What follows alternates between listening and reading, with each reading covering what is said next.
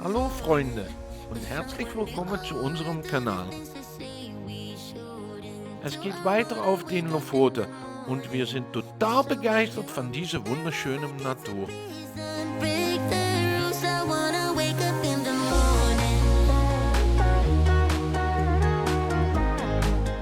Heute Morgen sind wir sehr früh aufgestanden. Wir wollten unbedingt alleine Frühsport machen. Dann von mir zählt auch das Fliegen einer Drohne als Sport.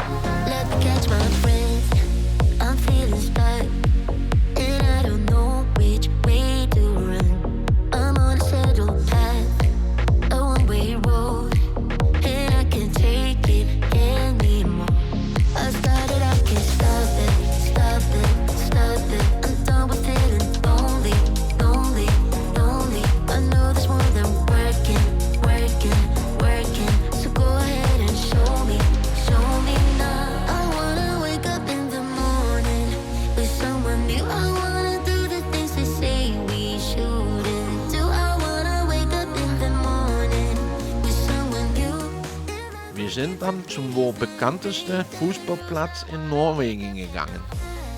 Nach einer Runde Wandern mit Don haben wir dann begonnen, gemeinsam Sport zu treiben, ohne Fliegen. Und die Aussicht dabei war ein Traum. Leider ist das Wetter wieder anders, als wir es erhofften. Und wir mussten schon nach einer kurzen Zeit mit den Fliegen aufhören wegen den Regen.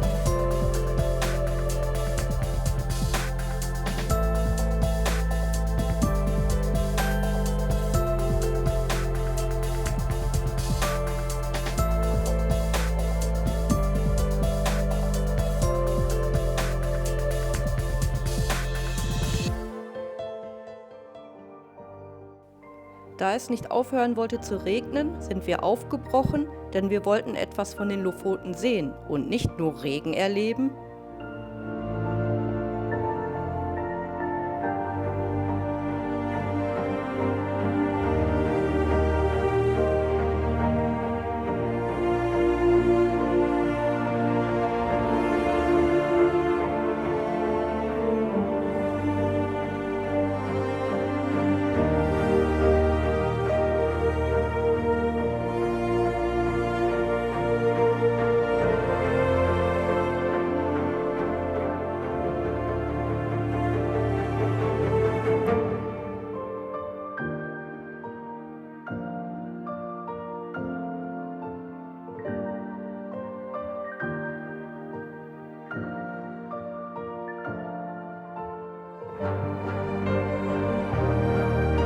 Die Fahrt führte uns zurück zur E10, vorbei an schönen Stränden und hohen Bergen, in Richtung des Wikingermuseums.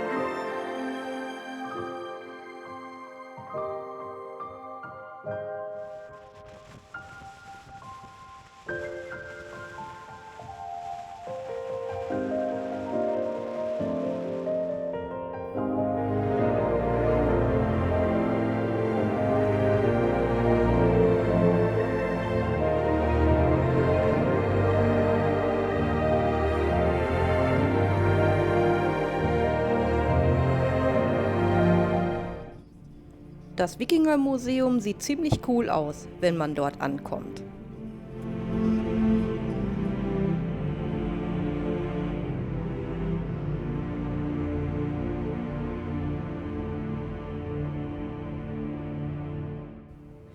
Im Eingangsbereich haben wir uns erstmal 2 Karten besorgt und uns die Ausstellung dort angesehen, bevor wir den Außenbereich erkundeten.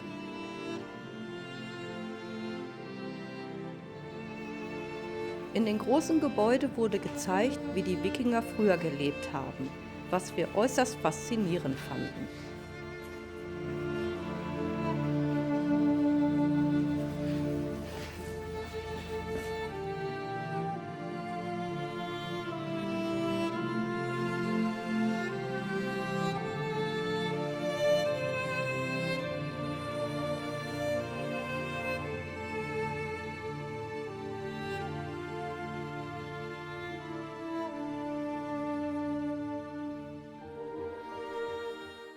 Es wurden auch verschiedene Handwerke in alter Tradition präsentiert.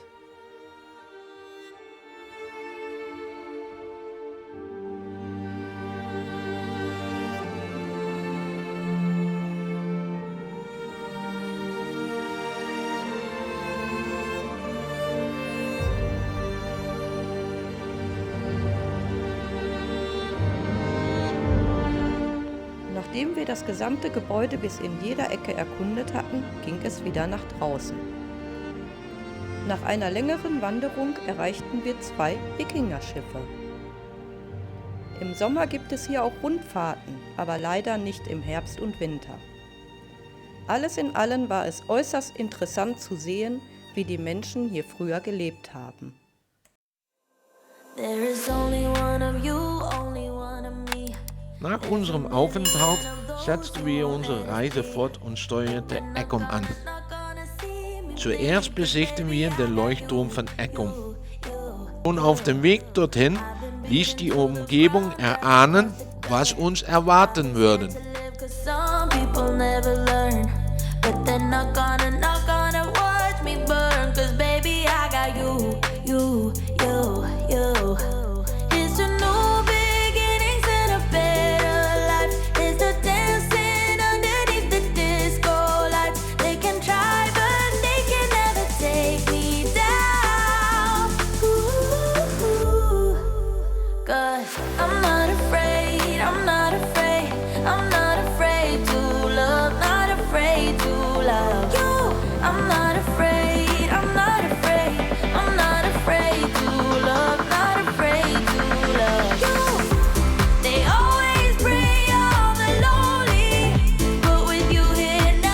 Am Strand ankamen, nahmen wir den Leuchtturm aus allen Blickwinkeln im Augenschein und bemerkten, dass er aus der Ferne teilweise verrostet aussah.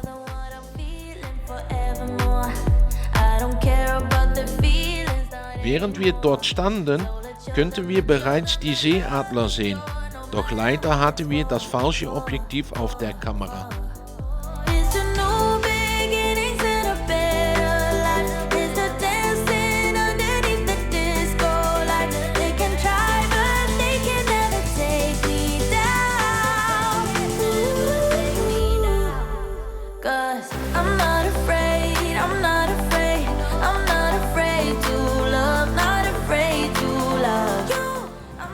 Weiter ging es dann nach Borca Eckum. Dabei kamen wir an eine Schranke vorbei, der man 40 noch Maut zahlen musste. Natürlich haben wir das gemacht, da es ein Spender für die Bauern sein sollte.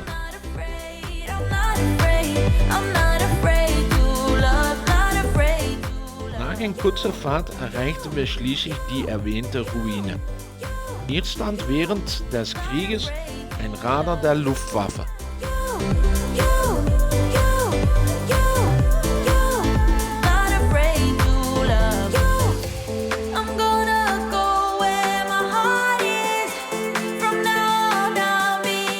Während Kirsten zum Strand lief über die riesigen Steinbrocken, fühlte ich mich natürlich sehr beängstigt, als ich von oben zuschaute.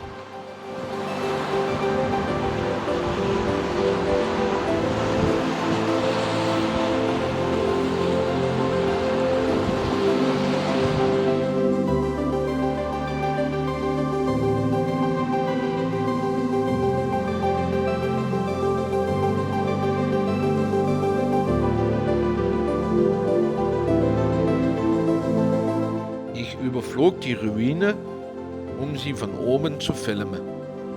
Als ich noch immer darauf achtete, dass nichts Schlimmes passiert, sah ich die Seeadler wieder kreisen.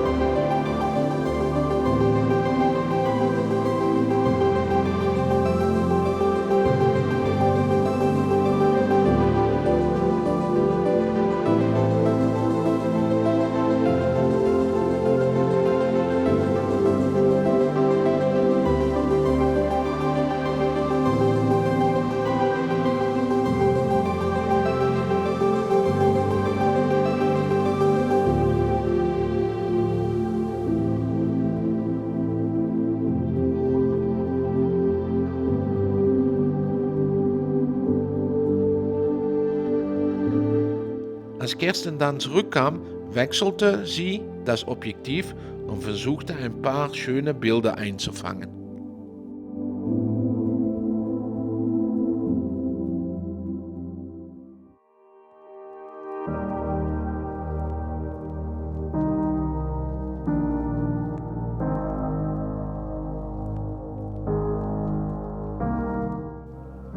Wir wollten noch einen Strand besuchen und hatten vor, von hier aus über diese Straße weiterzufahren. Leider war sie gesperrt, also mussten wir umkehren. Wir fuhren in Richtung Haugland Beach, dem wohl bekanntesten Strand der Lofoten und für uns auch der schönste.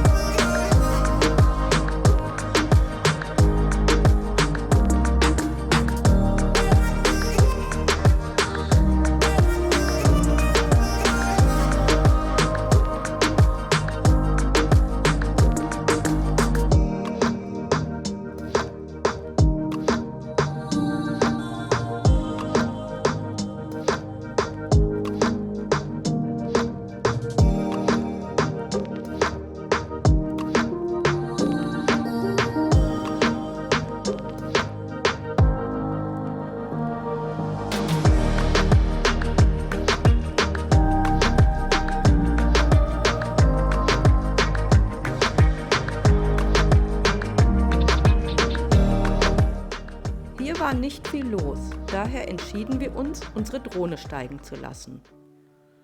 Trotz des kalten Wetters blieben wir eine Weile hier und machten sehr schöne Aufnahmen.